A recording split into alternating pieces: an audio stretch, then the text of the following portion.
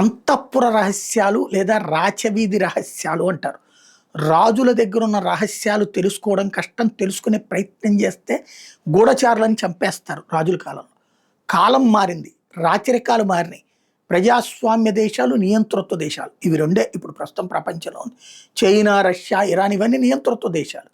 Bharat, America ఇట్లాంటివన్నీ ప్రజాస్వామ్య దేశాలు. పాకిస్తాన్ అయినా నియంత దేశమే. పేరుకి మాత్రమే ప్రజాస్వామ్యం పేరుతో నాటకం ఆడే దేశం. ఇది ఎందుకు చెప్పాల్సి వస్తుందంటే ముక్తజా కొమైని తీవ్రంగా గాయపడ్డాడు. ఆయన ఎక్కడున్నాడో స్టిల్ నౌ మిస్టరీనే. లేదు ఆయన బ్రతుకుంటే లేదా ఆయన గనక మాట్లాడగలిగిన పరిస్థితులు ఉంటే ఇప్పటికే చూపించి ఉండేవాళ్ళు. ఇప్పటికీ కూడా నిన్న మళ్ళీ ఇరాన్ పెద్ద ఎత్తున దాడులు చేసింది. ఇక్కడ జరుగుతున్నది ఏంటి అంటే ఈజీగా అర్థమయ్యే భాషలో చెప్పాలంటే ఇరాన్ ప్రత్యక్షంగా ఇజ్రాయెల్తో యుద్ధం చేయకుండా కవ్వించింది హెజ్బుల్లా ద్వారా. హిజ్బుల్లా సొంత నిర్ణయాలు తీసుకోదు, హౌతీ సొంత నిర్ణయాలు తీసుకోదు, హమాస్ సొంత నిర్ణయాలు తీసుకోదు. ఇజ్రాయెల్ని పనిలో పనిగా కొట్టేసేటటువంటి పని హెజ్బుల్లా వీళ్ళతో చేపిస్తుంది, ఉగ్రవాద సంస్థలతో.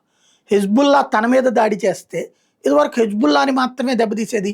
హమాస్ చేసిన, హౌతీ చేసిన వాళ్ళ మీదనే దాడికి వెళ్ళేది ఇజ్రాయెల్. దాన్ని ఇరాన్ అలుసుగా తీసుకుంది. ఈసారి అట్లా చేయలేదు.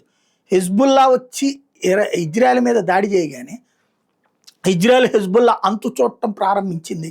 దాంతోపాటు ఇరాన్ మీద కూడా వాయించి వదిలిపెట్టింది.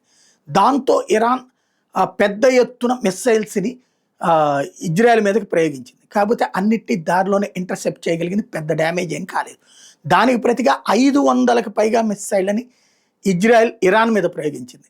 అందులో 70 నుంచి 80% దారిలో పడిపోయినాయి. మేము ఇంటర్సెప్ట్ చేయగలిగామని ఇరాన్ చెప్పింది. అంటే 20-30% అక్కడ వాళ్ళ మీద పడ్డాయని ఒప్పుకుంది.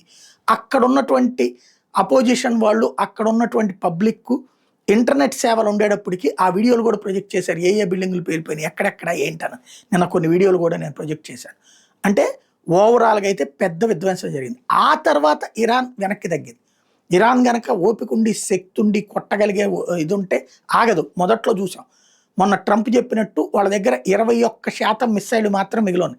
ఇప్పుడు నిన్న కాసిని వాడారు. ఇంకొక 3-4%, 4% అయిపోయి ఉంటాయి. ఇక మిగతాది ఉంచుకోవాలి. లేదంటే కనుక ఇక్కడ దశల వారీగా కొడుతోంది ఇజ్రాయెల్ తెలివిగా. దశల వారీగా దీని దగ్గర ఉన్న ఆయుధాలని ఖర్చు పెట్టిస్తోంది. అదే సందర్భంలో కొత్తగా చైనా నుండి ఆయుధాలు వచ్చిన వాటిని పేల్చిపడేస్తున్నాయి అమెరికా, ఇరాన్, ఇజ్రాయెల్ కలిసి. ఇరాన్కి ఇది పెద్ద సంకటం. కొమైనీ బతికి బయటకు వచ్చి అందరితో మాట్లాడగలిగిన రోజున మాత్రమే ఇరాన్లో ఆత్మవిశ్వాసం పెరుగుతుంది.